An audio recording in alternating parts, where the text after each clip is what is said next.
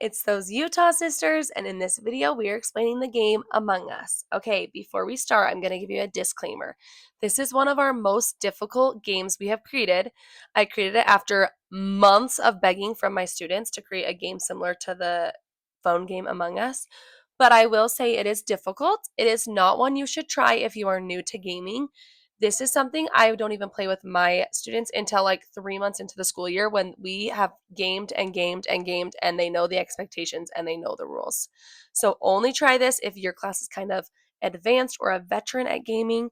It is really fun and it's one of my class's favorites every year, but it takes a lot of classroom management. So just that's your disclaimer before we start. Okay, here's all the things you need. So first off, you need a set of class Among Us player cards. You can click on this link right here, and it's going to bring you to this lovely page.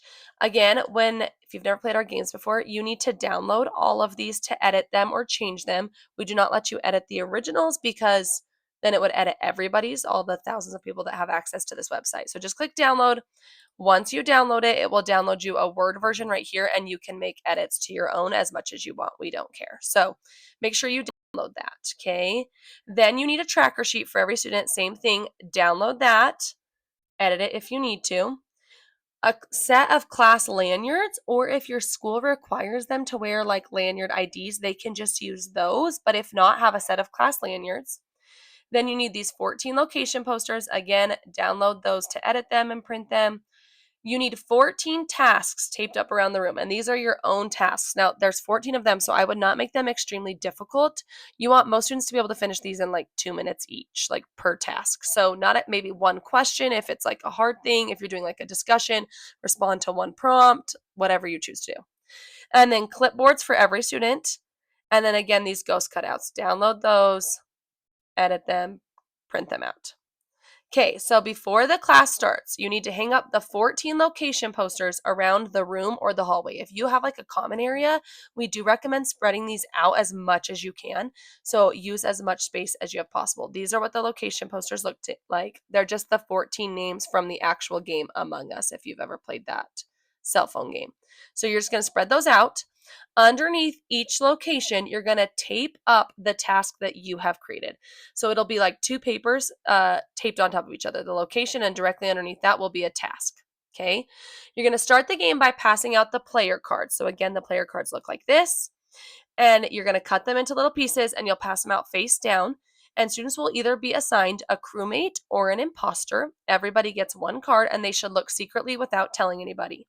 Have all the students put their heads down on their desk and say, okay, imposters, open up your eyes and look at each other. The imposter to crewmate ratio should be about 1:8, just so you know. So have everyone open up their eyes, and then you're going to go over the rules of the game. So imposters need to know who each other are first before they play. Then you say, okay, now everybody put your heads up, open your eyes, and then explain the rules of the game. Students are going to walk around the room and complete the tasks on their tracker sheet. So the tasks are taped up, but they're going to write their answer right here, essentially on this paper by the task that it assigned to, okay? And they're going to have that on their clipboard. Imposters, oops, I forgot to say this, sorry. For the crewmates to win, everyone must complete 8 of the 14 tasks before they are killed by imposters. So if the class all completes 8 out of 14 tasks, everybody in the class does that, the crewmates win, no matter what. Imposters want to complete the tasks as well to help them blend in and not be killed off quickly. If they're just walking around the room, everyone's going to know they're an imposter. They haven't done a single bit of work. They're an imposter. They'll be killed off really quickly, and it ruins it for them. So they're going to want to complete the task to blend themselves in. For the imposter to kill somebody, they just tap their pencil on your clipboard, and then you have been killed. If you get killed, you must wait 10 seconds before falling down or sitting down. You don't like yell, you don't do anything crazy, you just sit down or fall down. Then the other kids are walking around. As soon as they see somebody dead, a dead crewmate, sitting or laying on the floor, they shout class meeting.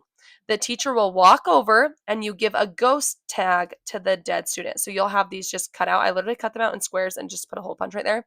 You just hand them a ghost and they are now a ghost tag and they attach it to their lanyard. So it needs to be visible who the ghosts are and who the real people are.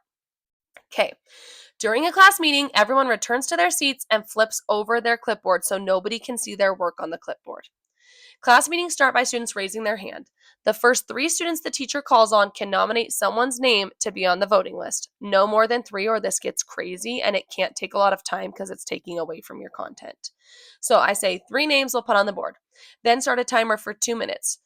Ghosts must remain silent during the class meeting. They cannot talk. This is crucial. Ghosts cannot talk. The class can discuss the 3 names that are on the board for 2 minutes. Anyone can talk. They just talk to each other. They can whisper. They can talk out loud, whatever they choose. At the end of the 2 minutes, everyone must vote for one of the individuals on the board, or they can skip voting. Whoever receives the most votes gets thrown out of the ship and becomes a ghost, and then they also now get a ghost tag. Whoever gets voted off must tell the class if they were an imposter or if they were a crewmate, and then the students just flip back over their clipboards and they go back to work until someone else gets killed. The process continues until either the crewmates or the imposters win. So again, for the crewmates to win, everyone in the class must complete 8 of their tasks. The ghosts are included in this. Once you die, you are not out of the game. You must complete 8 tasks for your group to win. The imposters win, and if an imposter is left in the final 3 students, and all the imposter ghosts have also completed 8 tasks, because this is what we've realized. If you don't make the imposter ghosts do something, they will just sit and do nothing. So they also have to complete their 8 tasks, or the imposters will never win. It's a good trade-off right there. Okay, just our tips for playing this many times. Number 1, be very strict on the rules the first time you play. It helps the game run more smoothly, and the kids will just get more excited to play, but you got to be super strict. If a student gets killed and another student was also killed during that time, but was counting to 10, they must raise their hand and notify the teacher. They will also get a ghost tag, because remember, there's multiple imposters, so 2 people could get killed at the same time. That's totally fine. There's just now 2 ghosts. Only allow 1 student to be voted off per class per meeting, or the game ends too quickly. So as soon as someone dies and then you're like, okay, it's to the final vote, not 2 people. If it's a tie, rock, paper, scissors, and the loser gets voted off for something. Do not let multiple people keep getting voted off, or the game just ends really fast and it's not fun. To make the game more fun, like we said, utilize the space outside your classroom, hallway, staircase, etc. If you're all crammed in one room, it's pretty easy to identify the imposters, so try to spread it out as much as you can. Ghosts must continue to work or the crewmates will lose. Imposter ghosts must also work or the imposters will lose. Students who get killed sometimes have trouble remaining quiet for the rest of the game. During class meetings, this is the important piece, I make them come stand at the freaking whiteboard with their backs to the class so they can't cheat. Okay? Additionally, I say if a ghost crewmate speaks, the imposters automatically win and the game is over. Because it is so hard for them not to tell their best friend who killed them. It is so hard. So I make them stand in the front of the class with their backs to the rest of the class so they can't be mouthing words to people and I can't monitor it. So just a heads up on that. Be strict with the ghosts. Okay, that's a lot of information, but it really is such a fun game. My students are obsessed with it.